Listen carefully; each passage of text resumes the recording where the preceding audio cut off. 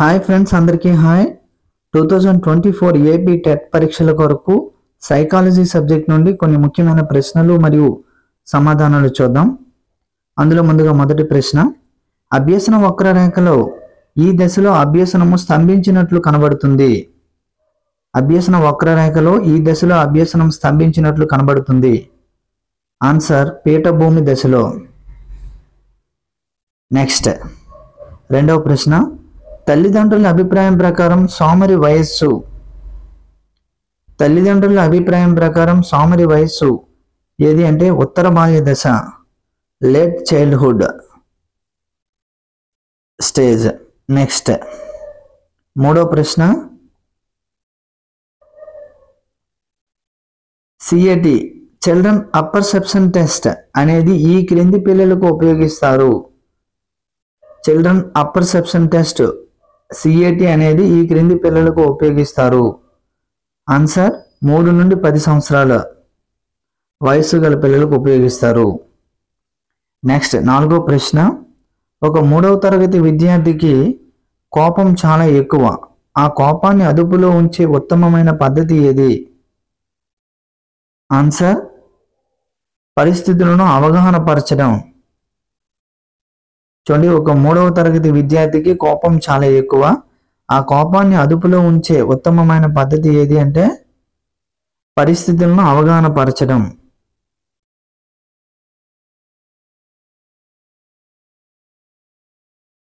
Next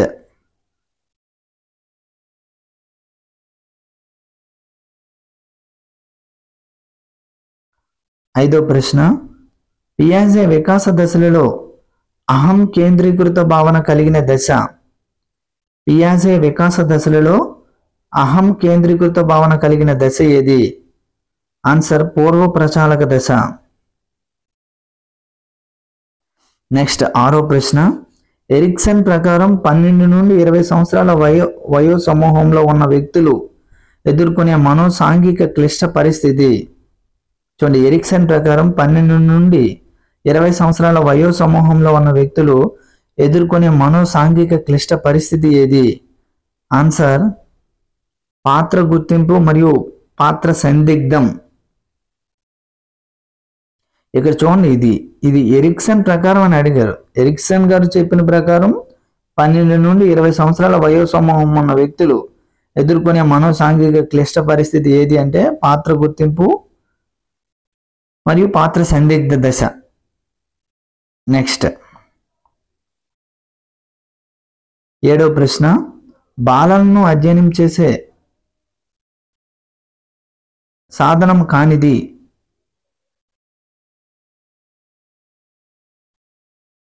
answer scrap book.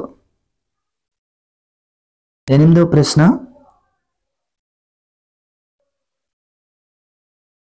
ఒక ఉపాధ్యాయుడు తన విద్యార్థులతో కష్టపడి చదవద్దు, ఇష్టపడి చదవండి అని చెప్పాడు. ఇందులో ఉపాధ్యాయుడు తన విద్యార్థుల్లో పెంపొందించే సామర్థ్యము. ఆన్సర్ అభిరుచి. నెక్స్ట్ 9వ ప్రశ్న, బాల కార్మిక నిషేధ చట్టం అమలులోకి వచ్చిన సంవత్సరం. ఆన్సర్ 1986. నెక్స్ట్ 10వ ప్రశ్న, అన్యమైన ఉన్నత జ్ఞాన వనరు ఎంకేఓ అనే భావనను ప్రవేశపెట్టిన వారు. ఆన్సర్ వైగాట్స్కీ. నెక్స్ట్ 11వ ప్రశ్న, అభ్యసనముకు రాజబాట వంటిది. అభ్యసనానికి రాజబాట వంటిది ఏది అంటే ఆన్సర్ ప్రేరణ. నెక్స్ట్ 12వ ప్రశ్న, ఆవిష్కరణ అభ్యసనమును చూడండి, ఆవిష్కరణ ఇన్ డిస్కవరీ లెర్నింగ్ ఆవిష్కరణ అభ్యసనాన్ని ప్రతిపాదించినది ఎవరు? చూడండి, డిస్కవరీ లెర్నింగ్.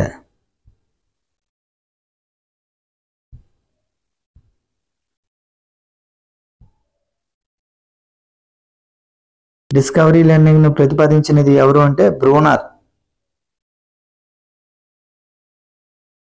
నెక్స్ట్ 13వ ప్రశ్న, ప్రయత్నాల సంఖ్య పెరగడం వలన దోషాల సంఖ్య తగ్గి అభ్యసనం జరుగుతుంది అని చెప్పిన వారు. ప్రయత్నాల సంఖ్య పెరగడం వలన దోషాల సంఖ్య తగ్గి అభ్యసనం పెరుగుతుంది అని చెప్పిన వారు ఎవరు అంటే ఆన్సర్ థారన్ డైక్. నెక్స్ట్ 14వ ప్రశ్న, వైగాట్స్కీ ప్రకారం నిశ్శబ్ద అంతర్గత ప్రసంగ వయస్సు. చూడండి ఇక్కడ మనకు అకార్డింగ్ టు ఆ యొక్క సైంటిస్ట్ పేరు ప్రకారం అడిగినప్పుడు ఆ యొక్క స్టేట్మెంట్ రైటా తప్ప అనేది మనకు అనవసరం. అతను చెప్పిన దాని ప్రకారం ఆ స్టేట్మెంట్ ఏంటి అనేది మనకి ఇంపార్టెంట్, అది గుర్తుపెట్టుకోండి. అకార్డింగ్ టు వైగాట్స్కీ ప్రకారం నిశ్శబ్ద అంతర్గత ప్రసంగ వయస్సు ఎంత అంటే 7 సంవత్సరాలు. నెక్స్ట్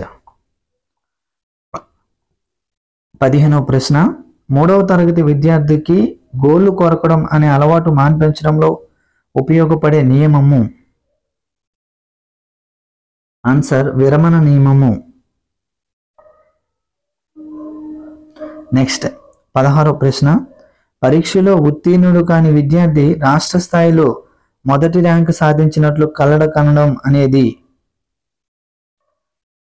ఆన్సర్ స్వైర కల్పన. నెక్స్ట్ 17వ ప్రశ్న, అంతఃస్రావిక గ్రంథులు విడుదల చేసే స్రావాలు హార్మోన్స్. ఇది మనకు తెలిసిందే. అంతఃస్రావిక ఎండోక్రైన్ గ్లాండ్స్ సెక్రెటెడ్ ఏవి అంటే హార్మోన్స్. అదే బాహ్యస్రావిక అయితే ఎంజైమ్స్. నెక్స్ట్ 18వ ప్రశ్న, ఈ క్రింది వాటిలో సమస్య నివారణ దశలు ఉన్న అధ్యయన పద్ధతి. ఈ క్రింది వాటిలో సమస్య నిర్ధారణ మరియు నివారణ దశలు ఉన్న అధ్యయన పద్ధతి. ఆన్సర్ వ్యక్తి చరిత్ర పద్ధతి, కేస్ స్టడీ. నెక్స్ట్ 19వ ప్రశ్న, వ్యాసరూప ప్రశ్నలకు జవాబులు రాయడం అనేది. ఆన్సర్ పునఃస్మరణ, రికాల్. నెక్స్ట్ 20వ ప్రశ్న, ఈ క్రింది వాటిలో థారన్ డైక్ ప్రజ్ఞా రకము కానిది. ఆన్సర్ కానిది అన్నారు చూడండి. ఆమూర్త, యాంత్రిక, సాంఘిక ఇవన్నీ అతనివే. కానిది ఏది అంటే ఉద్వేగ. నెక్స్ట్ 20వ ప్రశ్న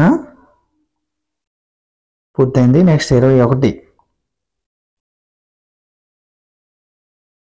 మాతృభాష ఆధారంతో మరో భాషను నేర్చుకోవడం. చూడండి ఇది మనకు ఈజీగా ఐడెంటిఫై చేయొచ్చు. మాతృభాష ఆధారంతో మరో భాషను నేర్చుకోవడం ఏమవుతుందో అనుకూల బదలాయింపు అవుతుంది. నెక్స్ట్ 22వ ప్రశ్న,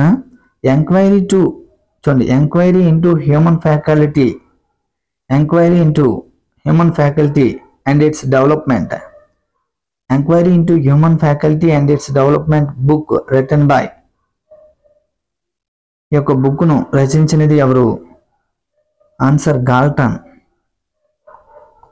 నెక్స్ట్ 23వ ప్రశ్న, రైట్ టు ఎడ్యుకేషన్ యాక్ట్ 2009 ప్రకారం ప్రాథమిక స్థాయిలో విద్యార్థి ఉపాధ్యాయుల నిష్పత్తి. ఆన్సర్ 1:30. నెక్స్ట్ 24వ ప్రశ్న, టీఏటీ మాపనంలో ఖాళీ కార్డుల సంఖ్య. చూడండి, టీఏటీ మాపనంలో ఖాళీ కార్డుల సంఖ్య ఎన్ని అంటే 1. నెక్స్ట్ 25వ ప్రశ్న, ఈ క్రింది వాణిలో సరికాని జతను గుర్తించండి. సరికాని జత అంటున్నారు చూడండి. ఇక్కడ నియత క్రమశిక్షణ సిద్ధాంతం. చూడండి, పావులోవు కాదు ఇది. సో ఇదే మనకు సరికాని జత. మిగిలినవి సమరూపక మూలకాల సిద్ధాంతం థారన్ డైక్ కరెక్టే. సామాన్యీకరణ సిద్ధాంతం చార్లెస్ జెడ్ కరెక్టే.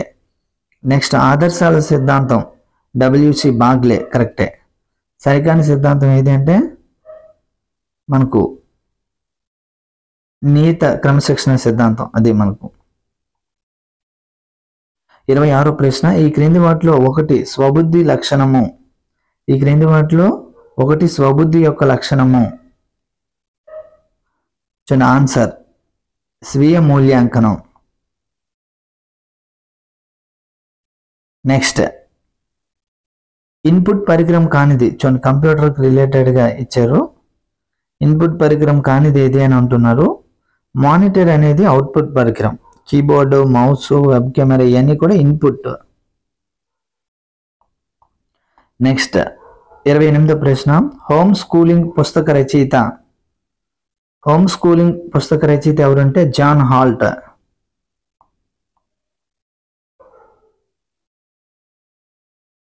నెక్స్ట్ 29వ ప్రశ్న, ఇప్పటి స్థితి ఏమిటో వర్ణించి, చూడండి ఇప్పటి స్థితి ఏమిటో వర్ణించి వ్యాఖ్యానించే పరిశోధన.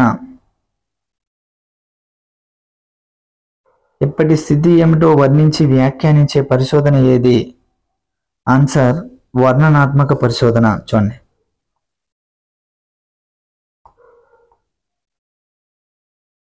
Next NEP national education policy 2020 ప్రకారం 5+3+3+4 లలో 4 ఈ స్థాయికి చెందినది. 5+3+3+4 లలో 4 ఈ స్థాయికి చెందినది. ఆన్సర్ సెకండరీ స్థాయి.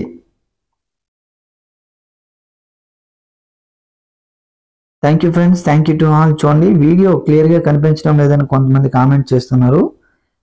మీరు సెట్టింగ్స్లోకి వెళ్ళి రెజల్యూషన్ పెంచినట్లయితే వీడియో క్లియర్గా కనిపిస్తుంది. అదేవిధంగా కొత్తగా ఎవరైనా మన యొక్క ఛానల్ని విజిట్ చేసిన వారు ఎవరైనా ఉంటే తప్పనిసరిగా సబ్స్క్రైబ్ చేయండి. అదేవిధంగా ఈ యొక్క వీడియో మీ ఫ్రెండ్స్ అందరికీ షేర్ చేయండి మరియు లైక్ చేయండి. ఏదైనా డౌట్ ఉంటే కామెంట్ సెక్షన్లో కామెంట్ చేయండి. Thank you friends, thank you to